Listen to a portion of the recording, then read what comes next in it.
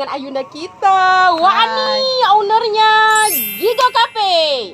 Dia adalah salah satu pembisnis yang sangat menjadi inspirasi di Banyuasin, dan dia sangat banyak sekali bisnisnya itu dari ownernya, organizernya ya, bukan? Ya, Organizer Wani Galeri, Wani Galeri, Bimbel Wani, Bimbel Wani, PKBM Wani, PKBM Wani, Gania Laundry, Gania Laundry, kantin kantin wisata, wisata. The Gigo Corner. Nah, The Gigo Cafe, bukan The Gigo Corner. Ya, untuk sekarang kita jadi di kantin wisata aja dulu. Next planning berapa minggu ke depan baru kita bikin lagi format yang berbentuk kafe. Oke, Ibu Wani. Pertama saya menanyakan ke Ibu Wani, mulai bisnis Ibu Wani ini apakah memang dari membuka usaha kuliner atau organizer atau apa tadi bimbel itu yang pertama kali Ibu Wani buka yang mana? Kalau untuk pertama kali yang buka itu lembaga pendidikan. Oh, lembaga pendidikan ya. Karena pada dasarnya saya itu Orang pendidikan. Ya, orang pendidikan. Saya sempat jadi guru kan. Jadi awal merintis lembaga pendidikan itu karena saya ngajar di sekolah. Lalu saya private ke rumah-rumah. Oh, nggak yakin tapi. Banyaknya tuh suka saya kalau nggak gitu. walaupun Jarang gitu ya. jarang gitu ya. Kalau udah ngajar jatuh cinta. Baik banget dia. Apa namanya? Sudah dari privat rumah ke rumah, terus saya sempat partnership sama seorang teman kuliah S2 waktu itu. Kita jalan kerja sama, saya ambil ilmunya, dia cari lokasi terdekat di rumah. Akhirnya kita jalan-jalan, tapi karena kita agak beda visi misi, akhirnya kita pisah dulu. Jadi saya belajar mandiri dan alhamdulillah lembaga pendidikan itu untuk tahun ini udah berusia 12 tahun. Bulan depan kita mau anniversary ke 12 tahun sekaligus mau launching lembaga pendidikan PKBM. Oh, bukan kaleng-kaleng ya, Mbak Ibu ya. Lalu usaha yang kedua itu apa ya? Oh ya, galeri pelaminan. Itu bisa yang kedua ya? Ya. Itu berdirinya tahun 2019 kalau saya. Pokoknya hampir 3 tahun nih, 19 21. Ya, 2018 ke 2019 itu diriin itu nggak sengaja karena faktornya gini, itu persiapan mau wedding ya. Jadi waktu itu aku browse hunting-hunting pelaminan, hunting-hunting hantaran dan segala macam persiapan wedding lah pokoknya. Kok aku lihatnya kurang sreg, kok kayaknya kurang menarik, pokoknya gimana lah gitu. Jadi coba-coba mencari inspirasi, aku coba bikin sendiri hantaran, mahar, dekorasi. Jadi aku coba beli bahan, aku coba ngeset, aku coba dekor karena aku ini jiwanya suka menghias. Gitu. Jadi teman-teman, Ibu Wani ini kelebihan di dalam diri dia ini banyak sekali, ya kan? Mungkin dan orang lain juga lebih berat badan. Berat badannya juga lebih karena enak-enak terus makannya. Gitu sih. Tapi yang pasti dari situ saya mulai tertarik untuk mendalami, menseriusi. Jadi mulai mencoba menghias, mulai dekor, kok kayaknya kayak menjadi hobi gitu. Jadi ada rasa kepuasan tersendiri, bikin tempat menjadi cantik. Terus saya mulai mencoba-coba make up, ternyata kok ada kebanggaan tersendiri bikin orang cantik berubah menjadi cantik, kayak ketagihan gitu kan. Kayak melukis gitu. Terus lukis gambar kali. Terus juga ngias-ngias untuk seserahan, dibikin menjadi suatu bentuk yang menarik. Kurang tahu sih apa karena memang sudah jiwa, menjadi bakat atau juga pokoknya tahunya kalau sudah bekerja itu total, pokoknya tahunya pengennya bagus, pengennya menarik. Gitu. Ya itu yang mendasari akhirnya serius untuk wedding. Jadi akhirnya kumpul uang, jadi kita belilah dan alhamdulillah berjalan sampai sekarang. Pokoknya niatnya buka wedding itu juga salah satunya aku ngerasain kalau mau persiapan acara wedding itu butuh biaya yang besar. Jadi aku kadang ketemu customer ya Mbak ini ya. Mbak ini Ibu Wani ini Wonder Woman sekali ya. Ya nggak tahu lah pokoknya orang pokoknya kayak gini. Nggak Kalau capek-capek Bu ya ya. pokoknya saya tuh kayak energinya lebih sih memang. Iya. Kayaknya kalau nggak kerja, kalau nggak bergerak itu badan sakit semua. Iya, iya benar. Jadi misalnya aku ketemu customer nih kan, ya budgetnya minim, taunya pengen bagus, pengen gimana. Jadi Bu, jangan nangis dong Bu. nggak sih, aku ngerasain aku dulu pengen punya acara, budget aku tuh terbatas Bu. Iya, Jadi iya. aku ngerasain. Ini matanya berbinar-binar loh guys. Sumpah. Pokoknya gitu, gini ya intinya. Pengen ngebantu orang-orang yang pengen mengesahkan hubungannya semampu aku dengan gitu budget kan. Dengan budget yang disesuaikan lah pokoknya taunya walaupun low budget tapi jangan sampai dekorasi atau apa yang mau dipakai itu sembarangan, itu enggak. Prinsip aku setidaknya menjadi kepuasan tersendiri, masih bisa untuk mencukupi biayanya. Ya katakanlah hobi yang menghasilkan lah ya intinya seperti itu. Iya. Oh mantap pokoknya Ibu Wani ini Tuh ya. sih. Itu tadi terus ada usaha lagi. Gania Laundry. Banyak sekali. Kalau proses Gania Laundry itu faktornya gini. Saya tuh malas mencuci. Iya. Semua ada cerita ya. Iya, saya tuh malas mencuci. Jadi saya sering laundry ke tempat-tempat yang ada di Pangandaran ini. Waktu itu saya pokoknya jujur saya terinspirasi yang laundry yang ada di Pangandaran ini. Yang pertama itu laundrynya Putri Laundry ya. Itu orang yang pertama kali. Jadi dulu zaman saya itu, saya kan kerjanya Mbak ini bukannya di sini dulu. Iya. Saya dulunya di Prabu Muli. Oh jauh ya. Laundry. Jadi ceritanya Gania Laundry itu karena saya tuh pertama nggak punya waktu untuk mencuci. Yang kedua memang males ya, karena kalau nyuci sih gampang pakai mesin, tapi pas setrikanya itu loh, jadi mikir-mikir lumayan juga ya kalau berkilo-kilo gitu. Lumayan juga sih kalau berkilo-kilo kan uangnya. Terus gimana ya caranya biar pakai ini wangi terus. Jadi kebetulan di tahun hampir 3 tahun sih bikin laundry itu, berarti tahun 2015 ya 2018 ya.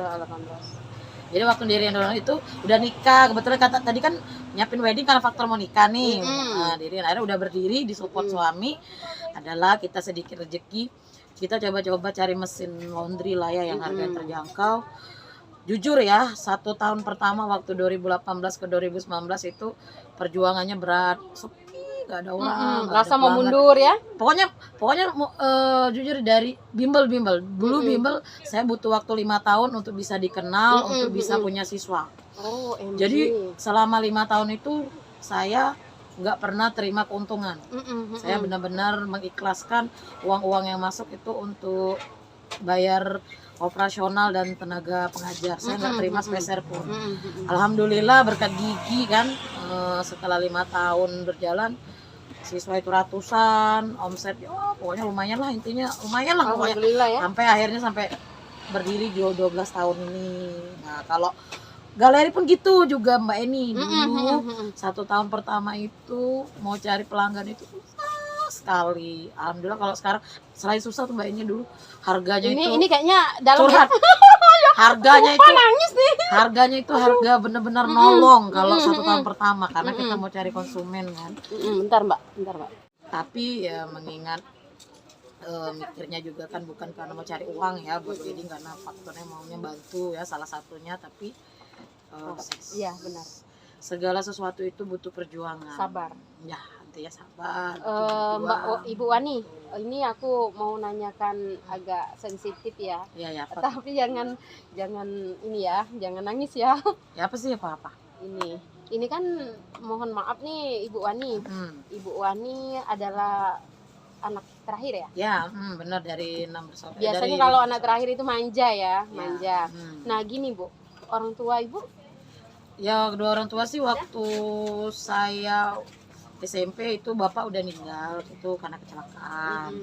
Alhamdulillah punya ibu yang ranger banget, yang Wonder Woman banget, dan menginspirasi. Walaupun dia sendiri dia mampu menghidupi anak-anaknya sampai ke jenjang pendidikannya tinggi semua dan sukses semua gitu. Lalu tahun 2010 akhir 2010 akhir beliau menyusul suami. Jadi saya tuh memang tidak ada kedua orang tua, tapi alhamdulillah Mbak Enia, saya tidak memungkiri kedua orang tua saya meninggalkan Harta warisan. bukan harta warisan sih, lebih kepada sesuatu untuk dikelola anaknya itu lebih dari cukup. Benar. Dan saya sangat bersyukur darah wirausaha mereka itu benar-benar ngalir. Dari kesekian 5 saudara yang punya jiwanya bisnis itu cuma saya doang. Iya. Yang punya jiwa pantang menyerah untuk membangun bisnis itu cuma saya. Iya, benar. Karena sekali. mereka nggak mau pusing untuk berpikir, nggak mau pusing untuk karena ribet. Kesibukannya masing-masing tadi ya. Karena mereka lebih suka bekerja yang sesuai alur. Kalau saya mencari hal yang kalau baru. saya punya tantangan tersendiri. Kalau saya sudah punya keinginan itu harus diwujudkan. Benar. Itulah tanggungan Ibu Wan ini tuh kalau dilihat dari sisi luar dan dalam. Waduh, luar dan dalam.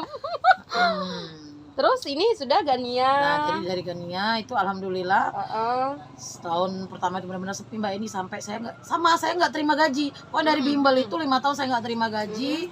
Galeri itu 1 tahun itu saya benar-benar cuman yang penting dibayar deh. Lalu untuk Gania Laundry 1 tahun itu benar yang penting operasional, gaji karyawan ya udah, gitu kan. Yang penting ada kepuasan tersendiri. Tolong minumnya ya. Kasihan Mbak Eni, nanti haus. Aku bukan mendengarkan cerita itu membuat motivasi sekali itu. Jadi Gania Laundry itu, nah setelah hampir 2 tahun berikutnya, alhamdulillah pelanggan itu sudah mulai. Pokoknya intinya udah enak lah, pokoknya yang namanya income itu udah ada, pelanggan udah banyak, terus juga udah dikenal banyak orang. Pokoknya intinya apa yang saya lakukan, saya perjuangan tuh ada balasannya dan memang benar mantap ya, pokoknya begitulah, intinya menghasilkan lah. Kantin ini yang terakhir. Nah, kalau soal kantin gini, ada cerita lagi. Ya, ada semuanya. Setiap saya buka usaha itu ada cerita, ada alasan, bukan sekedar membuka saya iseng-iseng atau hanya sekedar bukan, karena ada faktor. Nah, untuk di bidang kuliner itu faktornya saya doyan makan. Iya. Suami istri doyan makan. Padahal saya ini sebenarnya nggak bisa masak dulu tadi, zaman gadisnya. Tapi semenjak punya suami saya dituntut. Saya dituntut harus bisa masak. Maksudnya bukan dipaksa, tapi maksudnya sebagai istri yang baik, kalau bisa melayani suami. Jadi jujur saya rela bayar uang. Saya ambil kursus masak, saya ambil kursus bikin kue, kursus pempek, pokoknya terkenal banget dah. Pokoknya saya kursus intinya. Nah, dari kursus itu saya mulai mencoba mendalami kan. Proyek pertama saya itu bikin kue ulang tahun. Jadi, zaman itu booming sekali ya Bu ya? Zaman itu belum terlalu orang itu ada yang namanya terima orderan kue yang unik-unik. Yang unik. Jadi saya itu kursus yang memang kue itu yang enggak standar. Saya bikin kue yang bisa melukis wajah, untuk di puding, untuk di kue di mentega. Terus juga saya bikin bikin gambar-gambar di puding lewat suntik-suntik. Pokoknya saya memang cari kursus yang enggak ada di Panganbalai ya, beda ya. Beda. Nah, jadi alhamdulillah lancar sih, tapi karena mengingat saya itu ada kesibukan, udah juga mulai punya baby kan, akhirnya saya mulai perlahan-lahan nggak mau terima Mbak ini. Nah, kebetulan suami ini kan hobi makan pempek, sedangkan saya nggak bisa buat nih. Saya mengorbankan waktu untuk cari kursus. Akhirnya bikin ternyata ada hikmahnya. Saya bisa bikin untuk keluarga, untuk saudara, bisa untuk jual. Awal-awal terima tiap untuk momen lebaran yang pasti. Tapi mikir juga kan, kayaknya fisik ini nggak kuat, karena kuliner ini Mbak ini kalau bisa harus diseriusi. Iya benar, kalau main-main nggak ini ya. Iya, karena juga namanya masak ini Mbak ini kalau kita jarang-jarang, kualitas rasa itu kadang berbeda ya. Jadi kalau hari ini enak, besok enggak. Ya, kadang gantung mood kan. Ya Allah, nggak enak. Jadi minum Mbak ini. Aduh. Kok kita interview tanpa minum tapi nggak minum ini kan? Guys, ini minum dari Gigo Cafe. Gigo Cafe. Kantin wisata The Gigo Corner. Corner. Tuh, jadi udah terus akhirnya mikir gini, terima orderan online kan, mikir kayaknya coba deh bikin tempat gitu kan. Nah, tempat pertama itu saya bikinnya pakai kayak gerobak, tapi gerobaknya bukan, maaf ya guys, kalau gerobaknya itu bukan yang gerobak kayak bakso itu iya, enggak. bukan ya. Yang tipe tampilannya tuh yang memang gerobak cantik Iya, gitu, cantik. yang bisa dilipat, yang ornamennya itu yang menarik. Iya. Nah, saya coba itu depan rumah. Karena saya ini tipe orang kalau mau buka usaha saya nggak mau langsung gede, Mbak. Nyoba dulu. Saya tipenya dari kecil, Iya, hal dari kecil dulu. Jadi kayak dulu bimbel itu dari garasi loh, Mbak Eni. Oh, dari garasi. Terus saya bukain dulu garasi, Mbak Eni. Dari garasi. Tapi kuat, hebat sekali Garasi. Bunda Wani Terus ini. kalau galeri itu ya naruh-naruh barang di rumah. Kalau Gania Laundry ya di rumah juga. Sekarang udah Nah, tempat tersendiri ya, ya, saya semua lihat ya. sendiri Wow, semua. keren. Terus kalau apa sih namanya tadi, kuliner ya. Nah, saya coba gerobak-gerobak depan rumah. Minum ya guys. Aus. Saya coba gerobak depan rumah. Nah, jadi di gerobak depan rumah itu mulai ada orderan, tapi sempat vakum karena saya punya baby yang kedua. Saya off. Nah, terus saya nih lihat di Pangkalan Bala ini kan nggak ada tempat untuk yang namanya makan, nongkrong. Pada tahun saya ini buka kuliner baru 1 tahun nih. Ya tahun ini. Tahun 2020 kalau Iya, salah ya. 2020 2020 awal. Saya tuh kepengen tempat makan itu bisa sambil santai. Bisa makan, tempatnya enak gitu kan. Adem ya. Kebetulan juga Mbak Eni kan saya kadang ada tamu. Banyak tamu ya. Jadi saya mikirnya gini, kalau ada tempat yang bisa sambil makan, sambil santai, enak ngobrolnya. Kembali lagi semua usahanya Ibu Wani ada cerita. Ya, ada cerita, pokoknya bukan sekedar buka usaha. Ya. Bukan kayak kata orang itu ikut-ikutan. Enggak ya. Terus bikin usaha itu karena banyak uang, enggak. Saya semuanya bukan ada uang. Saya uang yang dari usaha satu ke usaha lain saya putar. Saya nggak suka nabung. Iya.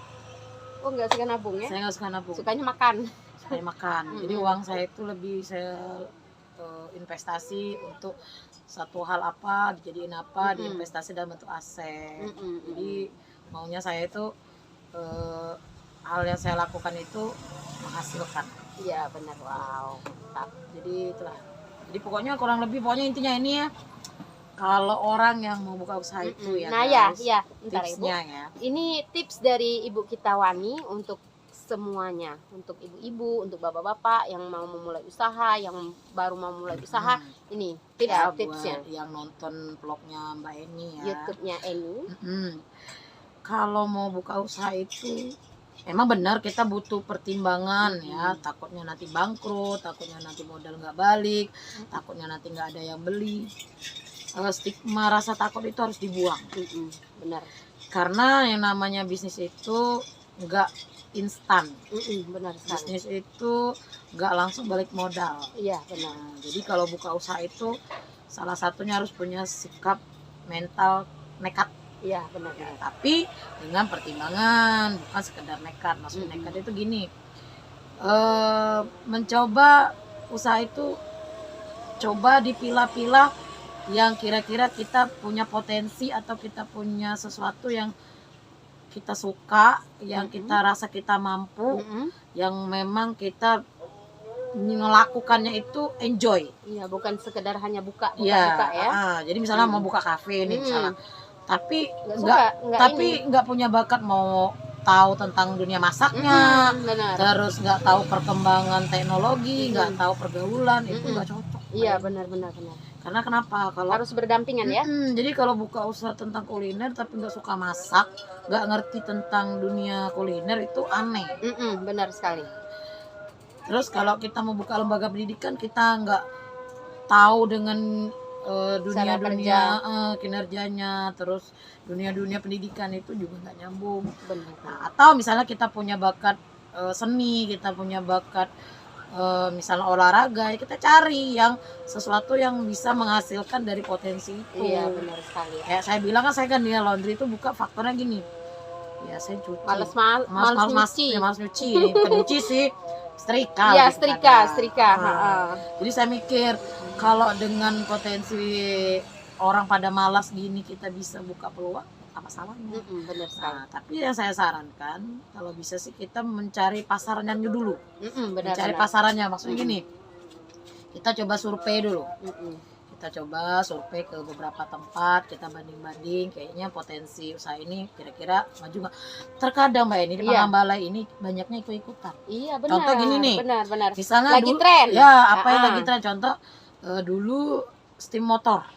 Banyak sekali ya. Hampir tiap sudut itu ikut-ikutan karena ngeliatnya rame. Tuh, lalu usaha apa sih namanya? Cuci mobil juga ikut-ikutan. Nah, yang lagi booming sekarang usaha kafe. Nah, ya, kan? benar-benar. Ikut-ikutan, tapi mereka punya skill dan kemampuan masing-masing ya. Gitu. Nah, itu teman-teman semuanya tips untuk berbisnis baik untuk kedepannya dari Ibu kita Wani, dan ini sangat menginspirasi sekali. Terima kasih yang telah menonton YouTube saya ini official, hanya di Banyuasin tapi seluruh mendunia. Iya. Jadi maksudnya apa yang kita obrolin. Iya, kita ini ngobrol santai. Ya, obrolan sikan rezeki untuk yang benar. berhak. Iya, yang menerimanya ya Mbak ya. Iya Bu ya. Mantap guys. Wah. Oke, terima kasih teman-teman semuanya telah menyaksikan video kita hari ini. Semoga menjadi inspirasi untuk kita semua, dan semoga Ibu Wani selalu berkah dalam karirnya dan dimudahkan rezekinya. Amin. Dan kita semua penonton yang berada di YouTube Eni Official bisa mencontoh yang telah Ibu Wani lakukan. Yang bagus diambil, yang jelek tinggalkan. Oke? Semoga menjadi manfaat untuk kita semua. Terima kasih. Wassalamualaikum warahmatullahi wabarakatuh. See you.